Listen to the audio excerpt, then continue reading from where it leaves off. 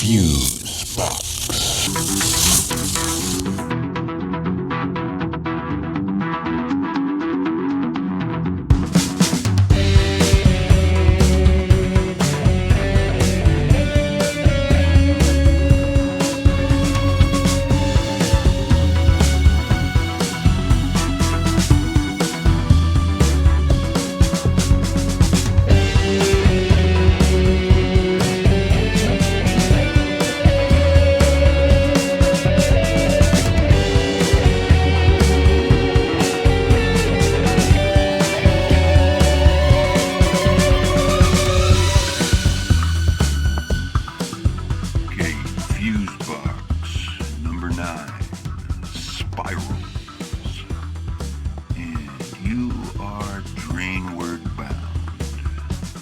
Thank you very much, sir, and a gracious good day to you, my friends. Here we are again.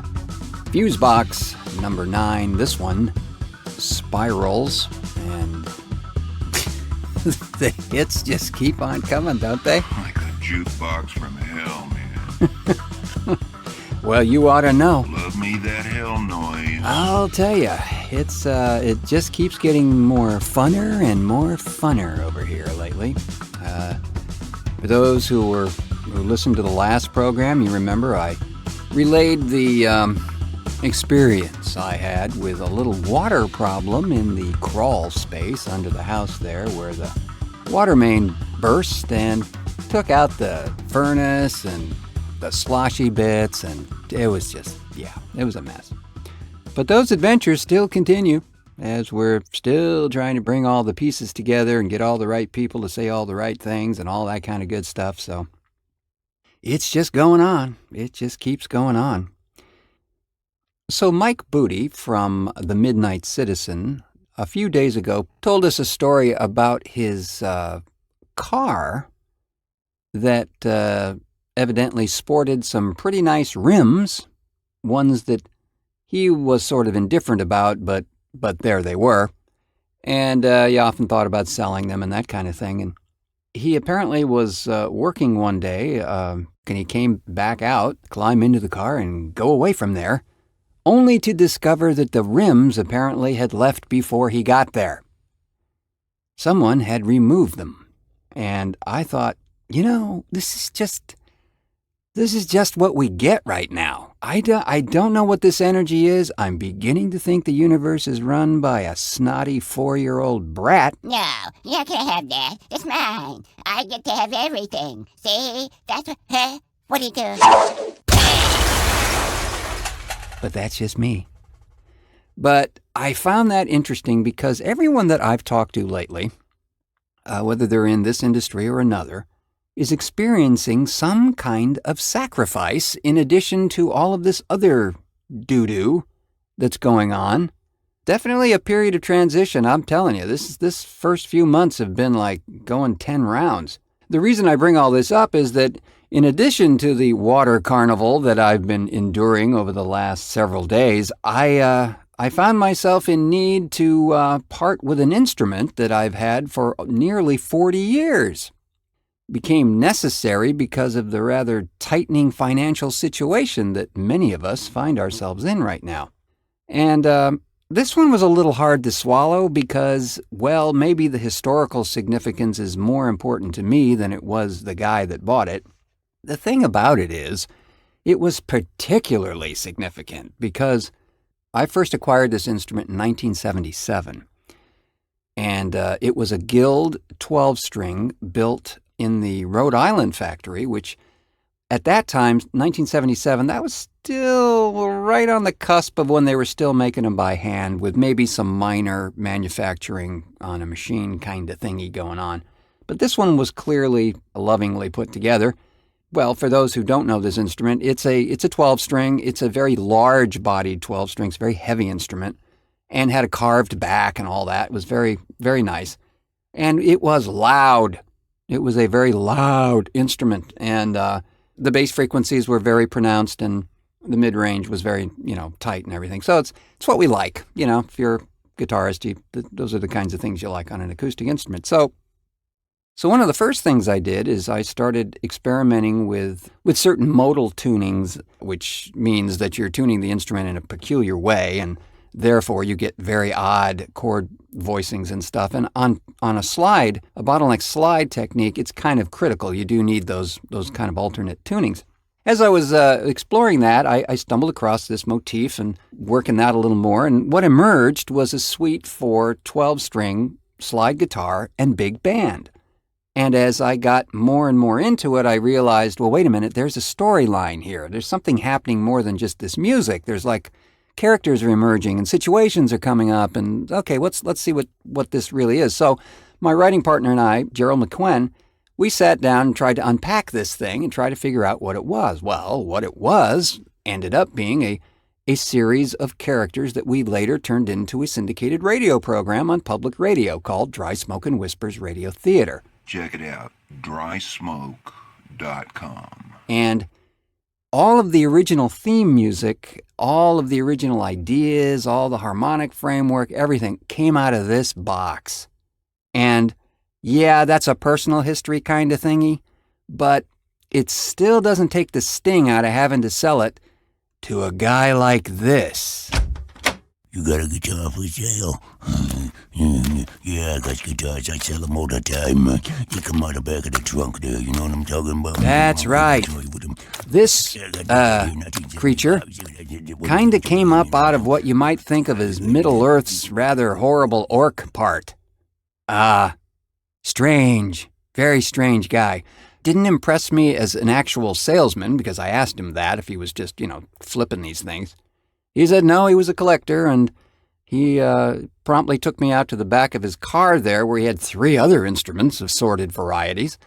And it was clear the guy must have been doing okay, drove up in a really expensive Jaguar, even though we know that is a English Camaro, and, proceeded to pay cash for everything. And so it was like, well, okay, this is not how I want this to go, but it had to go. And I have a few other friends who have done the same thing in this last patch. They've had to sell some things that were very meaningful to them in their life, and I don't know exactly why we're doing this, but other than the financial reality of things, it's kind of unpleasant and stinky, I think. That's just my gut.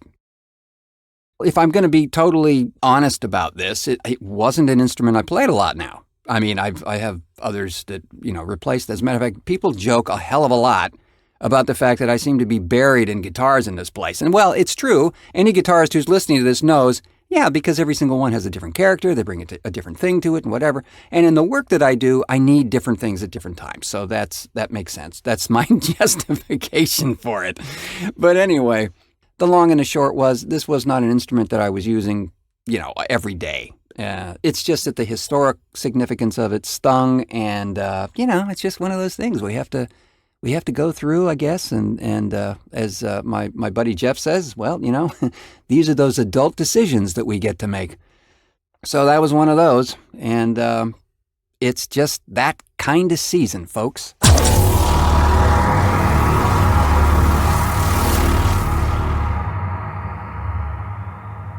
And as we're talking about other folks on this intrepid network here, Eddie Murray made a statement about something the other day that I found wonderful.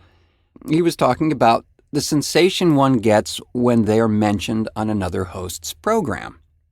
And I couldn't help but laugh out loud because all of us feel that way. And it's a great feeling when somebody says, that guy did that thing on that show. I love that guy. Well, it really does put another log on the fire, I guess, or, sort of validate in some way what we're all doing here. And I think it's wonderful. And what I really do like is the fact that everybody here, whenever they do that, there is a real reason for it. It's not lip service. It's not just like, yeah, well, we got to talk about this guy because, he's this guy.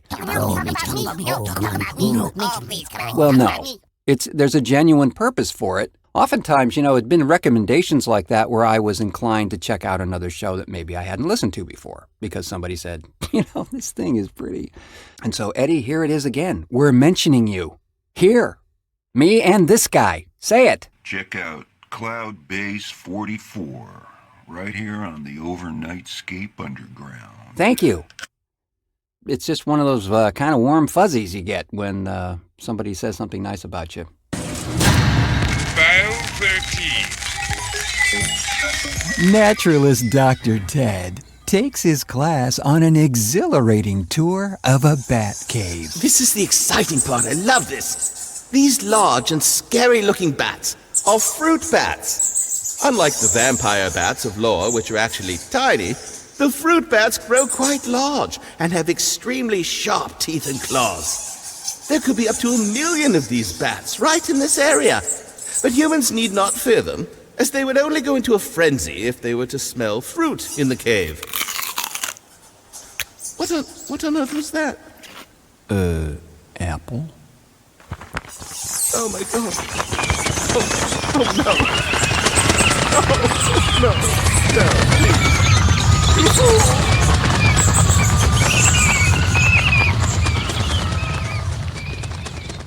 This edition of Fusebox is called Spirals. And no, I'm not really talking about going down the drain, although sometimes it does feel that way, doesn't it, folks? No, this really relates to the vast majority of this edition's content. A program on here called Nirvana Gehenna. This was a show that we created for a radio invitational in Lisbon, Portugal. Every year, Radio Zero does this invitational to audio producers all over the world, asks them to produce something that might be theme-related. You know, they might give you an idea, like we want stuff that addresses this particular topic. I can't really remember that back then what the topic was, but it was 2010, I think we did this. But it was a really fun thing to do, and we had very little time to do it. I was told about this from John Barber, who is the Dean of Digital Media Studies at Washington State University. And he said, you know, this sounds like something that'd be cool for you guys to do. Why don't you see if you can do it? I said, sounds great. When is it? 2 weeks. So we had kind of limited time to put it all together, but I think because of that, and there were so many people that helped and pitched in here, that we managed to pull this thing off. It was kind of an interesting idea. I remember talking with John and Sam Mowry about a concept that would link the Hindenburg disaster that had been an event that was, you know, pretty significant in our time. What if that event, that horrible tragedy, what if it had resonated so much that it was actually being played out in another dimension at exactly the same time? That was kind of our leaping off point, and we then turned it into a sort of NPR program from another dimension. But it got to be very fun because the other premise we overlaid on that was that, well, what if they can see us? And I think it turned into a kind of an interesting show. This thing runs about 45 minutes, friends. So I would say, sit back and imbibe whatever, because there's plenty of ear food in this one. There are a host of people to thank for this. I hope you will find this interesting. Again, it's called Nirvana Gehenna.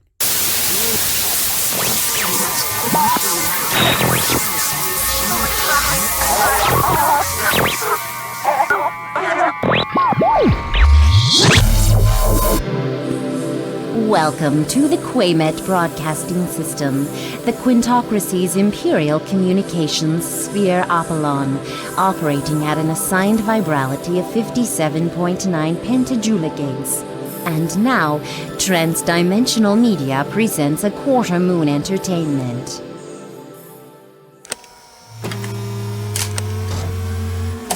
Subject, Earth, also known as Terra, and Quaymet, capital of the Quintocracy.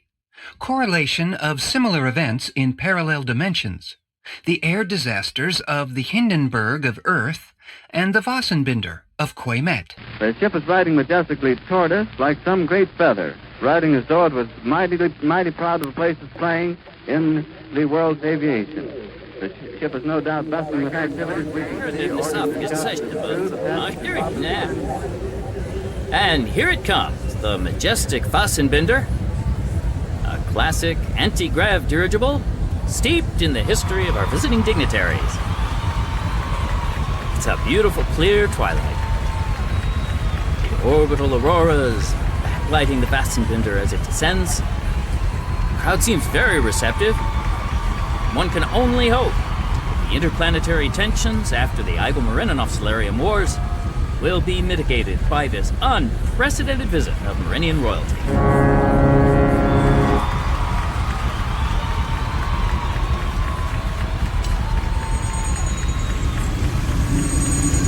Mooring ships are heading in now.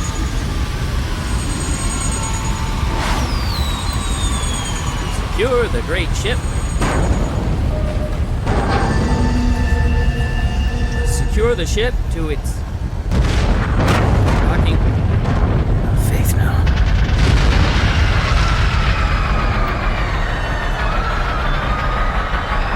There's been an explosion. I thought I saw a rocket. Something went into one of the 4 anti-grav fans.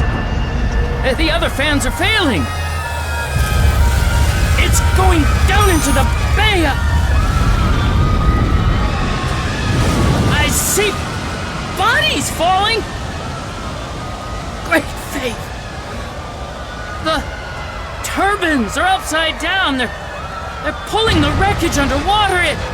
It's sinking. They can't get to it in time. There's nothing we can do. Central. I can't stay on. I can't.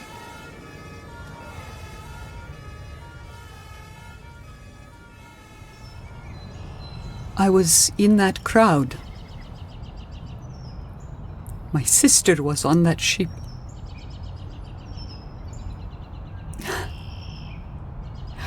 I can see from your reaction they did not tell you this before the interview. I'm sorry, I had no idea. No, Would you like to stop? it's all right. I'll go on.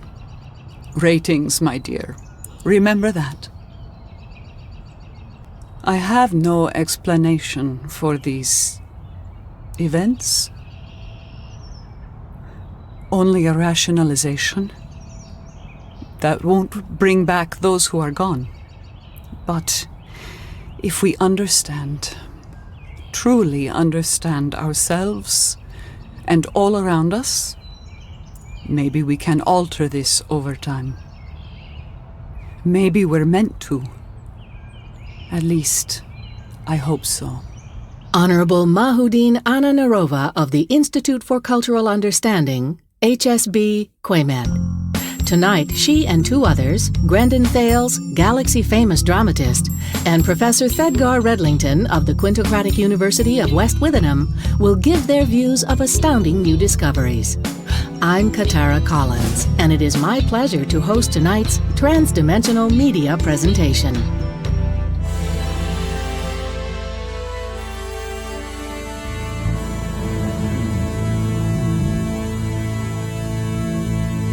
Nirvana and Gehenna, life in alternate dimensions. Tonight, we take you to 2 other worlds, uncounted gigalight years above and below us, yet tied to us. Sister worlds in a universal family. Here's something you've forgotten. The universe is a helix, an infinite vortex of dimensionalities.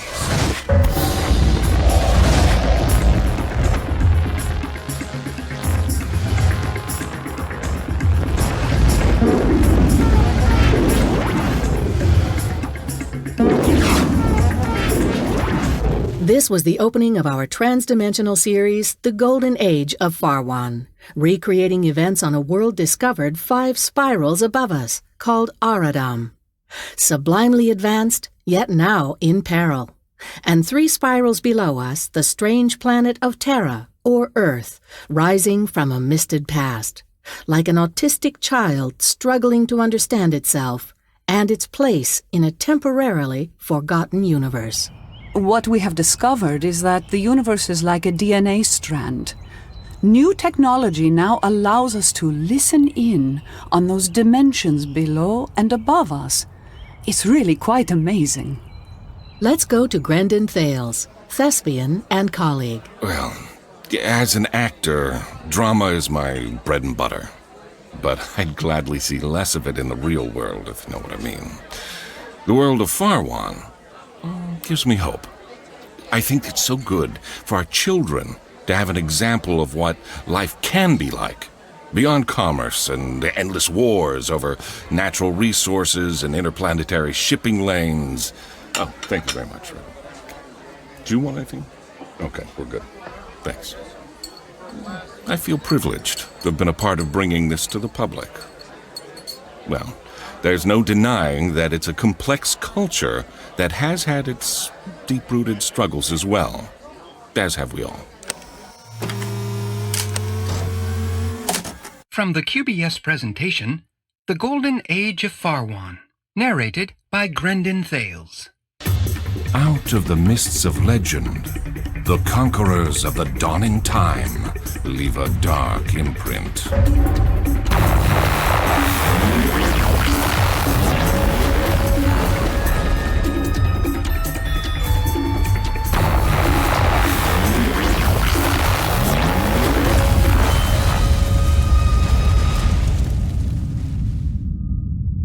De Arwine.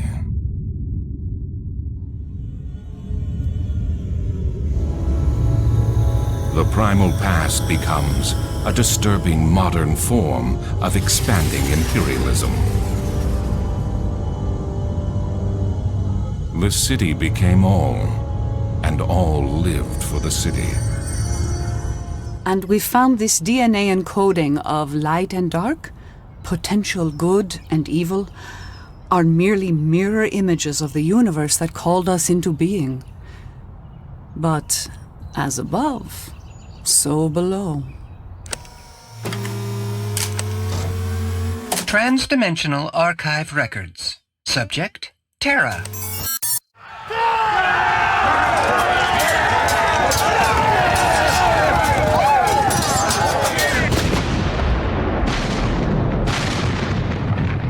As long as it remains within my power to prevent, there will be no blackout of peace in the United States. Navy wing cameras show the type of action that has carried task forces deep into Japan's secondary defenses at Palau, 500 miles from the Philippines.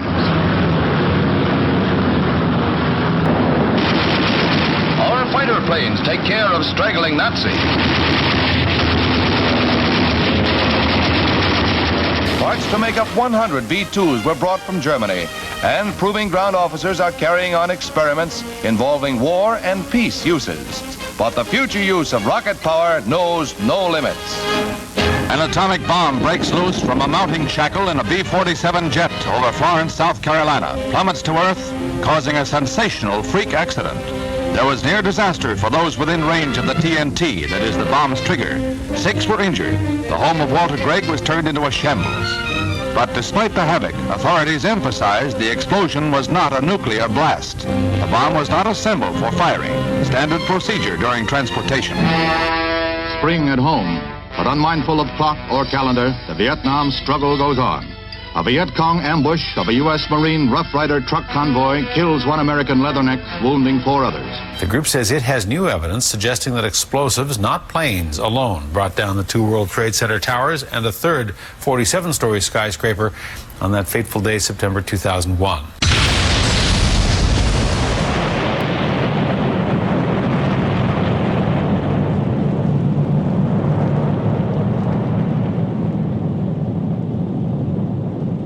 What you have just experienced are weapons of war from the sister world below us, Earth. In an unprecedented 2,000 years, this planet went from crudely forged swords to nuclear fission. With their lifespans cut to 1/10 their original span of 600 to 800 years, also due to an active war they have now forgotten, it seems that the people of Earth have concentrated their brief lifetimes with a ferocity of spirit that now threatens them with extinction yet again.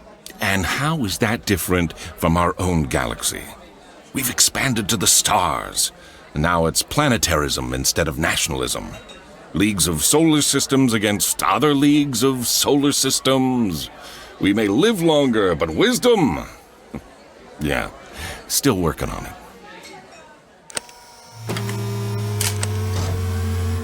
From the Dry Smoke and Whispers Hellodio archives, topical moments from this popular QBS entertainment series.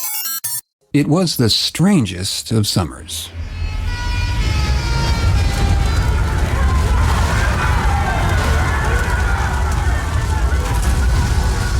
The heat bristled off Quaymet like some kind of ironic divine retribution for the so far covert wars caused by the new power source, Solarium.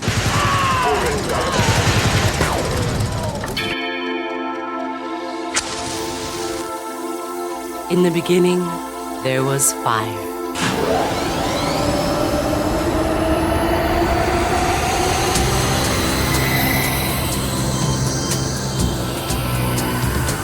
Now, there's Solarium, the harnessed life force of worlds without count, lighting the cities of an entire galaxy.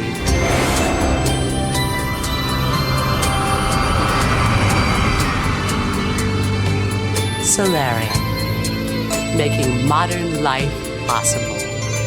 Another impossible dream made true by Omnimind Galactic.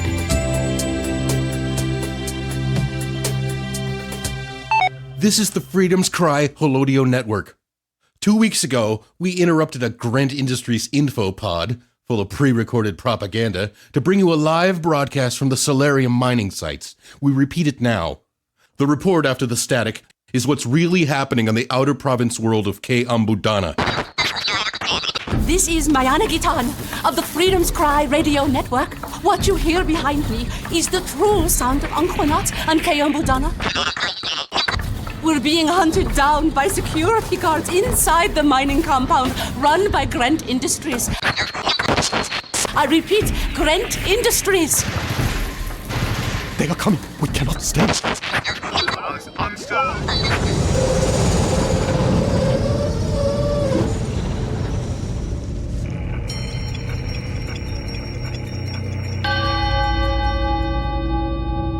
Song, what is it? Down below us was the most amazing machine we had ever seen. It was a sphere almost a mile in diameter, sunk into a vast tiered pit.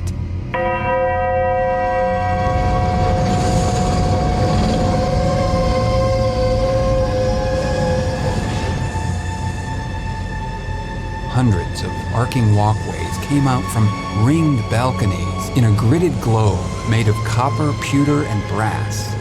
And inside that globe, an orrery, system within system, rings within rings, metal representations of all the solar systems of the inhabited part of the galaxy were in clockwork motion.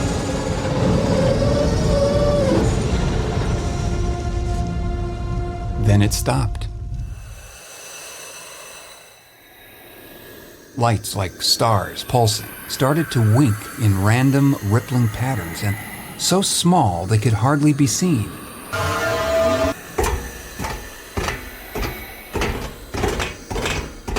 Hundreds of people began to emerge out of brass iris doorways from the globes that represented planets.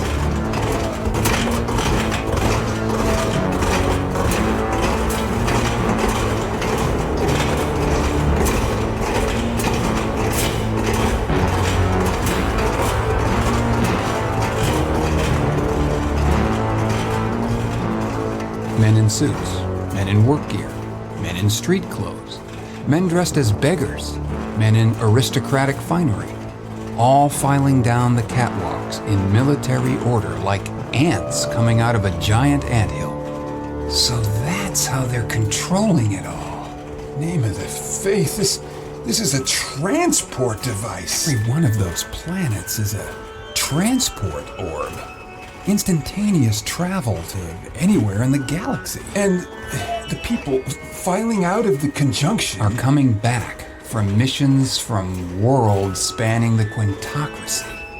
Faith, the influence they must have, the destinies they must be directing.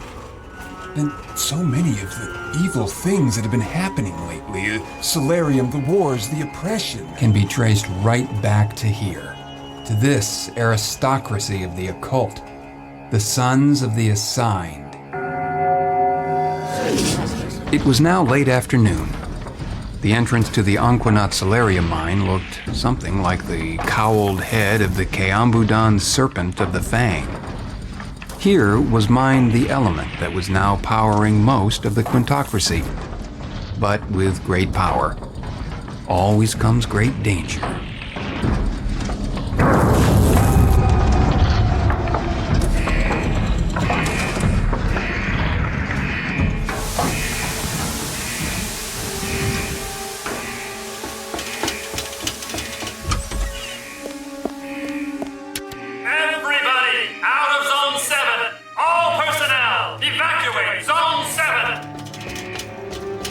Director Charles, we tapped a thermal, super hot underground spring.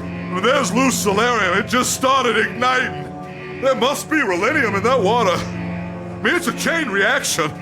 Entire thing is just gonna blow. Name of the faith, I told them this was going to happen.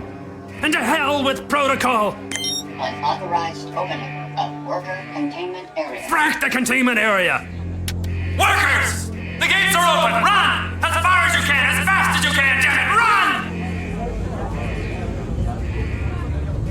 How many workers got out of the mine? Oh, less than half. 2 work crews, 80 or more were on the other side of the chamber. Oh, look at that. There's no... Oh, we're too close. I don't think we're gonna make it. Not even out of here.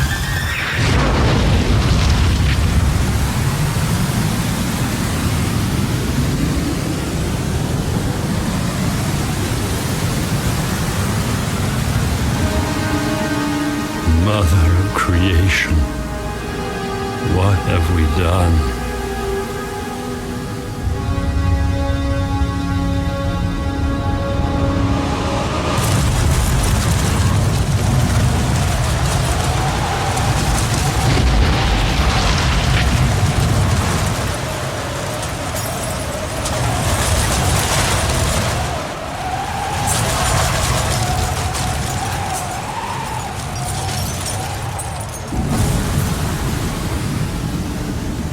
It's hard to believe, even now, that a cabal of even the admittedly super wealthiest could invent and build their own covert transport device.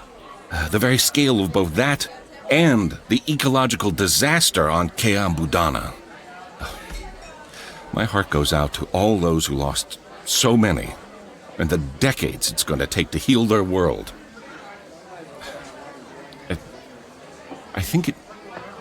I think it shows you can never be too vigilant. All any of us want is our own little comfortable world. But while we sleep, I guess there's always someone else out there planning the shape of our future for us. Perhaps it's time to rebalance the equation. Even on Earth, they now say, make art, not war. Yes, exactly. Yes, I am not disagreeing. I like to think of it as symphonic electro-impressionism, with a heavy industrialized, tube-enhanced, resonant glow particle articulation.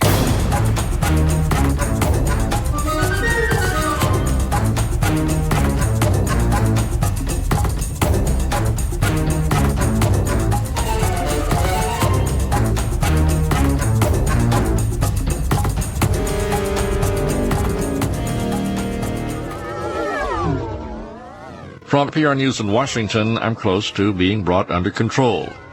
The past is bleak since 4.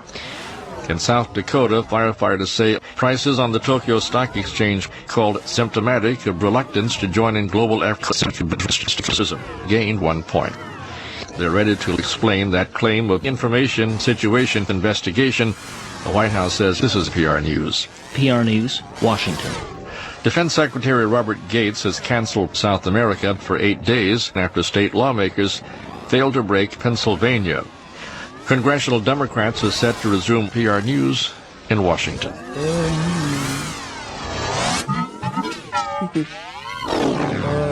And now a special event. We go live to the inventor of the transdimensional quantum frequency oscillator, the device that has made all of this possible. Professor Thedgar Redlington, are you there? Now, you see, if you squeeze right here, see what happens to the eyes? Yeah, that's a fun... Yeah, I know, but don't pull those, because if you get... Then the whole thing comes off. See, there's a spring in there. You see that? Yeah, now, don't squeeze it, because it'll stink, okay? So don't do... Hey, wait a minute. Huh? What? Hey, oh, no. Pipe down. I gotta hear this. Katie, is that you? Professor Redlington, rather. I trust all is well on your own personally owned planetoid. Could have been ours, Katie. Oh, no. No, don't pull on those, because see, it'll go and then it'll puff and stink. So don't do that. Oh, my God. Kids, you can't give them away and you can't lock them in the celery cellar. Red, how did you invent the transdimensional quantum frequency oscillator? Oh, just call it the QFO for short. Ham sandwiches. Your signal may be breaking up. No, honestly, I couldn't get sassafras effects one day. Biggest blues and big band feed in the galaxy. I went to make ham sandwiches for the kids, and the autorotor sliced the ham so there were great big holes in the middle. Well, the kids loved it. But that was it. I can usually follow you, Red. Plain as mustard on rye. I recalibrated the galaxy feed to re-amplitude the multiplicity coil on the spiral dispersal turbinostat, so I'd get 9 times the reception. Of course you did, which is illegal, by the way. It is? Somebody on the South Polar Band of Kayambudana got no big band that day. Oh, yeah. Like they let those poor souls listen to sass effects in the solarium mines. But I didn't think of that. Well, anyway, don't haul me off to the hooskow. It didn't work. Red, we are live. Oh, you didn't get boosted FX reception. No, I got some howling typhoon over some place called Dearwane. It was one huge city covering an entire continent. All white, and the whole thing was ringing like the left end of a hornet's nest in an industrial tumble dryer because the wind was making the towers vibrate out of phase from their subterranean power source. It was like some kind of audio feed from hell. Live, Red. Oh, sorry. Hey, I tell you what. Let me I'll play a patch here. Did you ever notice how these things break off right here? Look at that. Terminated. Son of... Well, anyway.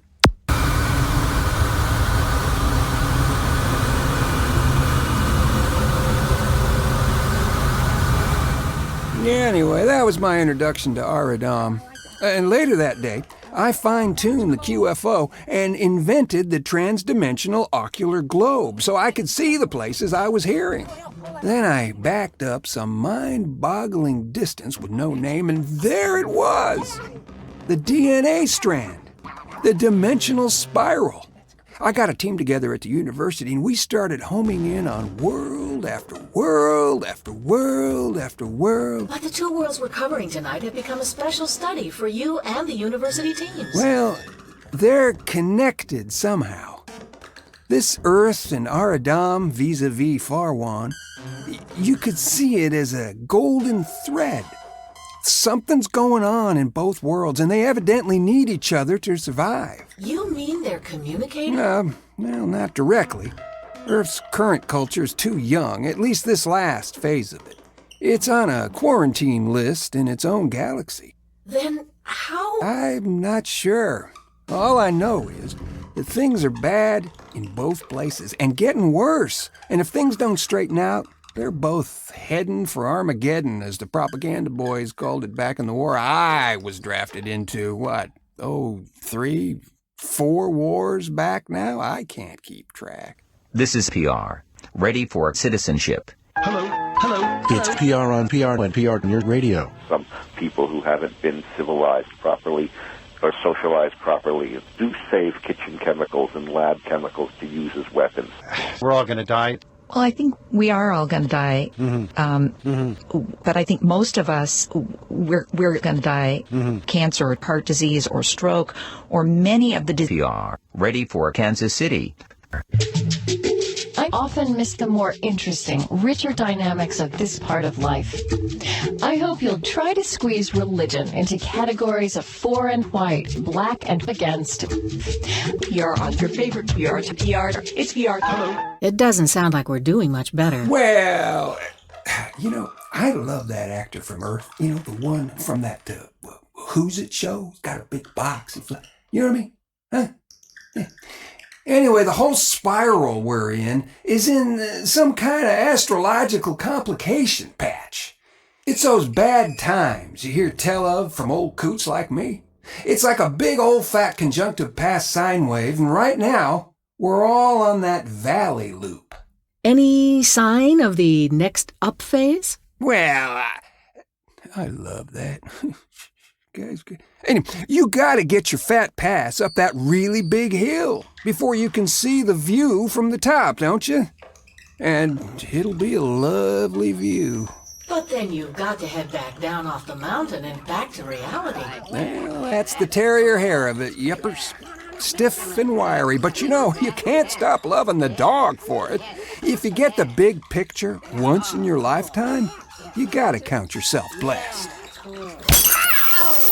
Oh, no, now you've done it. Oh, that stinks.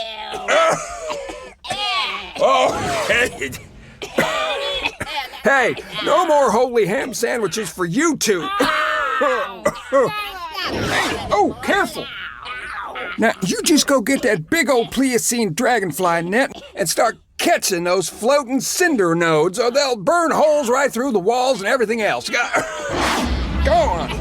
Oh, gotta go, Katie. Wish you were here. I wish I was too. Cinder nodes and all. Well, really can't be any worse than dealing with those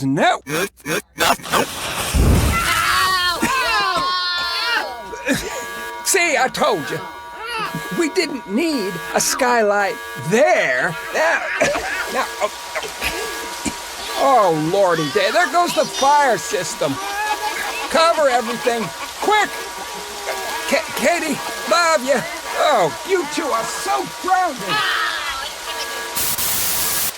Professor Thedgar Redlington, SQC Esquire, Quintocratic University, beleaguered dad, and quite likely the most brilliant mind of this generation, inventor of the QFO.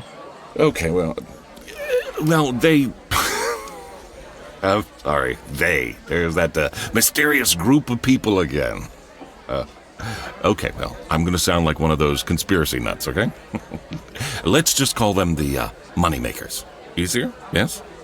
They keep pitting us against each other, don't they? I mean, I hear good people with decent hearts, that I have barbecues with. But they chuck up some latest news item about some planet they've never been to, and suddenly it's those so-and-sos, they say. Fill in the blank, enemy du jour here.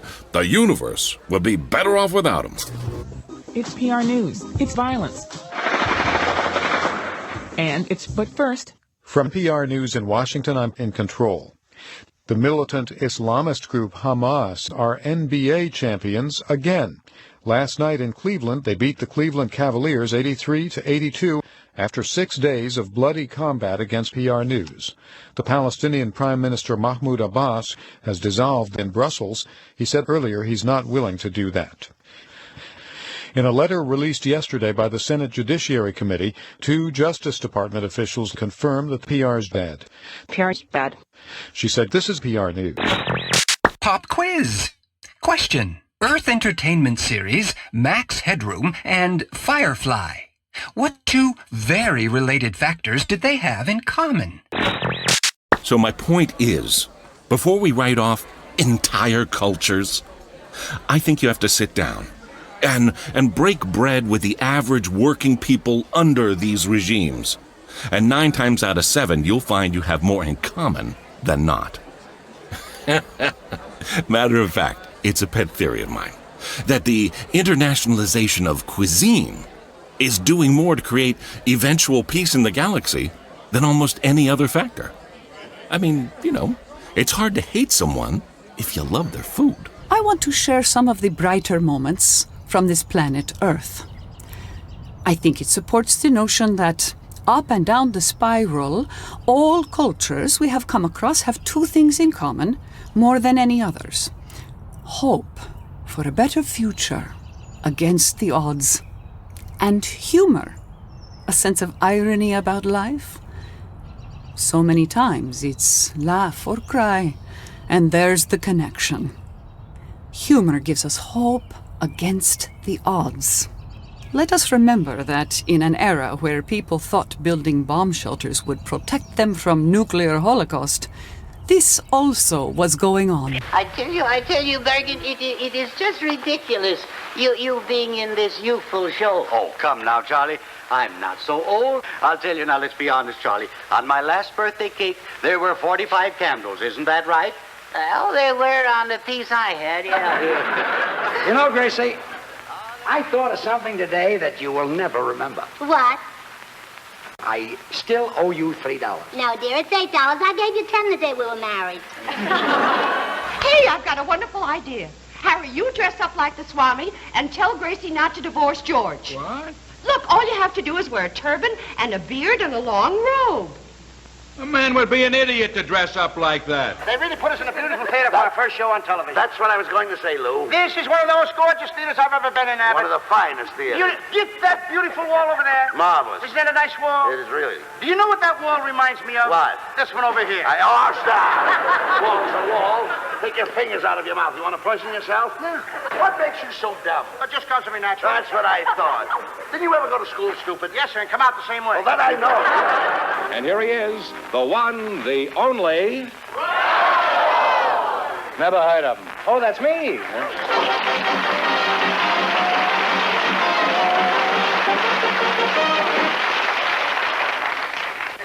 I have a pair of Rhodesian Ridgebacks. Well, if you keep your mouth shut, nobody will notice it.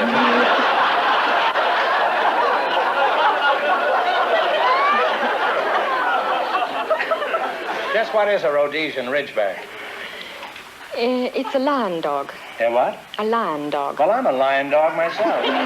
He's got more a hopping him than hop along. From eating blackstrap molasses and the wheat germ bread makes you live so long you wish you were dead.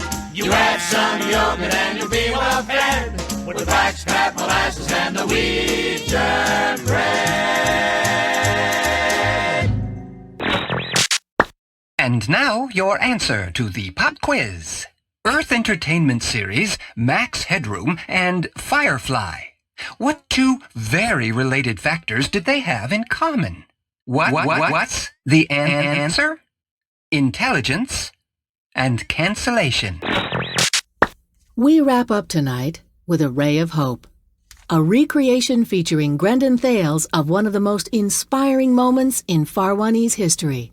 The moments that make all this worthwhile. Well, that's the whole point, isn't it?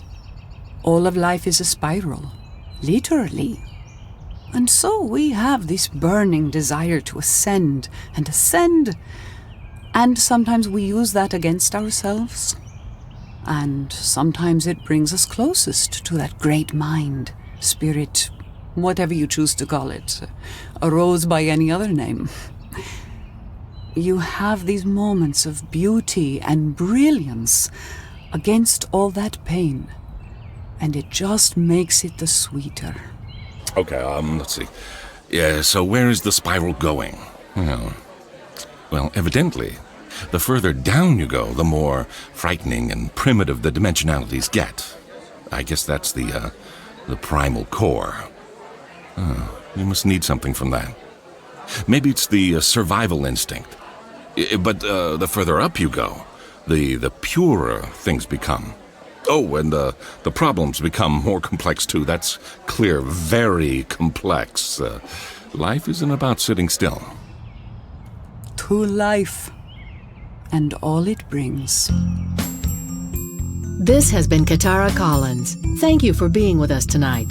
We leave you with a great historical event of Farwan, presented as a children's story by the Encerne Art Ensemble. A look at what could be in our future, should we allow ourselves to get there.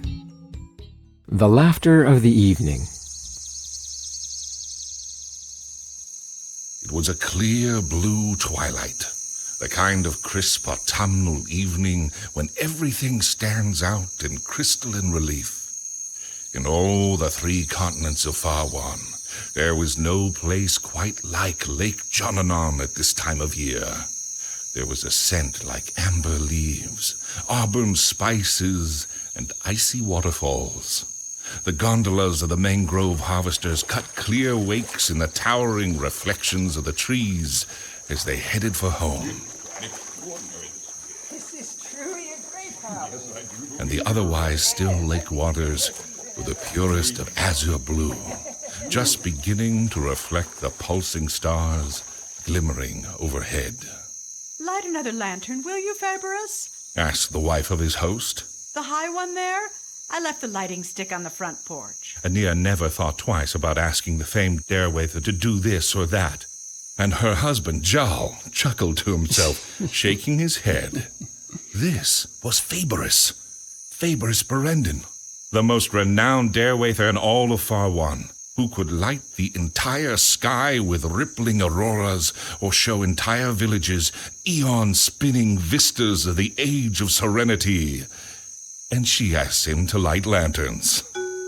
Faberus caught his friend's slight dismay. You know I don't mind. And without so much as glancing up, the lantern was suddenly merrily burning, casting a rich amber glow from the cottage peak down over the balcony pier. Of course he doesn't mind, said Anea with a laugh.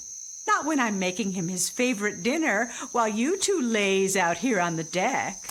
And she bustled back inside. We're so happy to have you here for the harvest, Faberus. Jerrel smiled at his old friend, studying him with concern. It had been years since they had had the chance to catch up. Strange things had been happening back east, and Fermandinande looked a little tired. The cares of the world were beginning to show, and Faberus clearly welcomed his moment to relish a simpler life. They settled back in sloping chairs and surveyed the pristine evening. The harvesters had all docked now, and all along the circle of the lake fading into the distance, lanterns were lighting along the pierside porches of the homes along the shore. Several children were playing down by the water, delightedly laughing at the antics of a family of squanchlings, rooting for lake berries at the water's edge.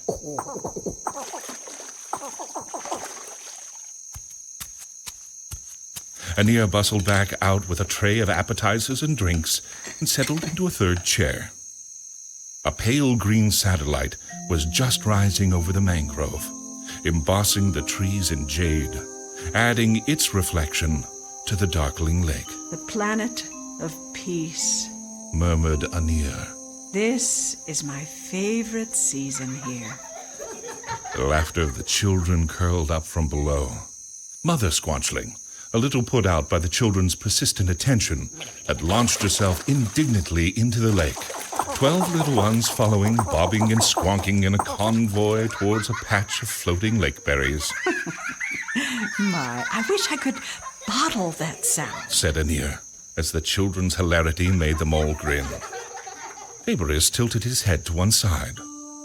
Clearly a thought had struck him. He stood suddenly and looked down from the pier. Maybe that can be arranged, he said cryptically. He stretched out one hand, and light began to glow around it. A look of intense concentration knitted his brow, but his eyes were full of mirth. Then, as the children laughed below, it was as though their breath was turning into a blue mist, the same azure as the last line of twilight on the horizon. One by one, the children grew silent, as that mist rose above their heads and began to coalesce into a shimmering cloud. Brighter and brighter it grew. All up and down the lake now, everybody sitting out on their balconies felt a joy rising in their hearts as the light grew stronger. The joy grew with it. Now it was spiraling, spinning, twisting like a comet. And in a huge arc it suddenly flew towards the waiting Darewather. Stretching out his left hand, a crystalline orb appeared in it, and with a blinding flash, the comet of light streaked into the globe. It coruscated once, brightly, The globe radiated.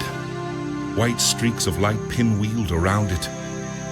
Faberus, what have you done?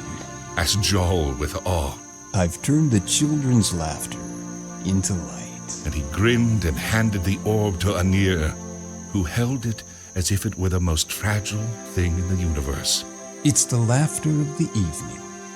My gift to you for inviting me here on this most perfect of evenings. This is too beautiful a thing for only me. Exclaimed Anir. Oh, of all the beautiful things you have created, Faberus, this must be the most sublime.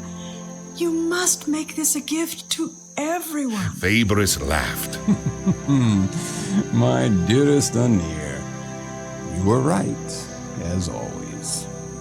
I will teach other Darewathers how to create this light, and all of Farwan shall share this joy. But you shall keep the first. And with a gesture, the orb disappeared from Anir's hand, and suddenly, the lantern above their heads vanished.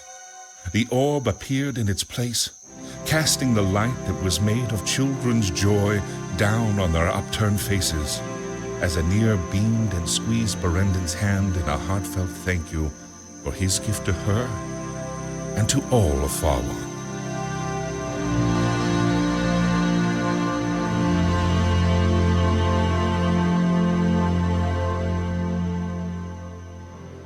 This has been a transdimensional media production of Nirvana and Gehenna, Life in Alternate Dimensions, channel banded galaxy-wide by QBS. TM would like to thank the following people and institutions for their generous contributions to this project. John Barber, Washington State University, of Earth, for the inspiration to produce this program. Nowell Info and technical support.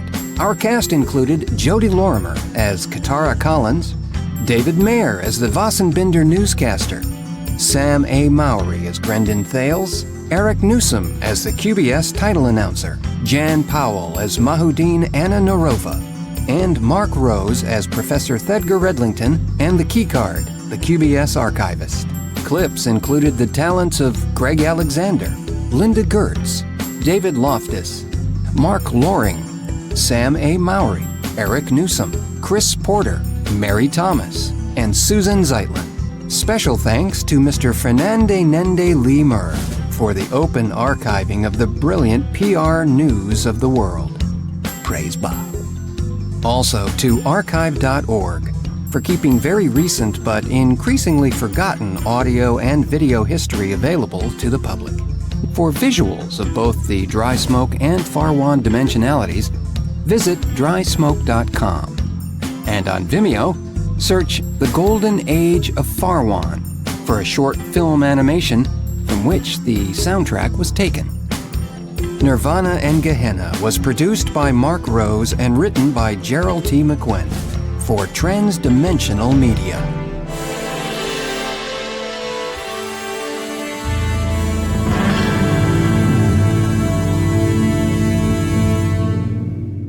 You're listening to QBS, now reassigning to Crossband 8000.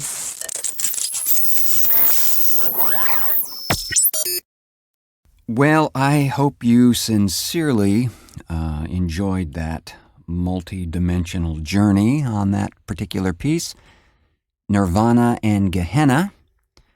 And again, I just want to say some very talented folks helped there, and I thank them again for their support in that production, which really honestly could not have been done without them. It's an amazing community out here, and I'm thrilled, delighted, and honored to be part of it. So again, my thanks to the multitudes there. And anyone wanting additional information on Dry Smoke and Whispers should go to drysmoke.com and click around a bit. There's a lot of little hidden things everywhere, and you'll learn a lot about that show, and also the cast members and all that good stuff.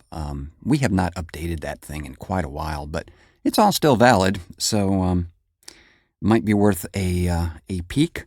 And if you would actually like to see the animatic that the Golden Age of Farwan soundtrack is from, you can go to Vimeo, just search for The Golden Age of Farwan. But I'll have all of that in the show notes here too, so you can just do one click. It'll be fun. So thank you for joining me on this interdimensional journey this time on Fusebox. I have been your host, Marc Rose, and I look forward to being here next time. I don't know what kind of exotic animal we'll pull out of the box, but we will. And again, thank you for pushing play on this, and until our next cartoon.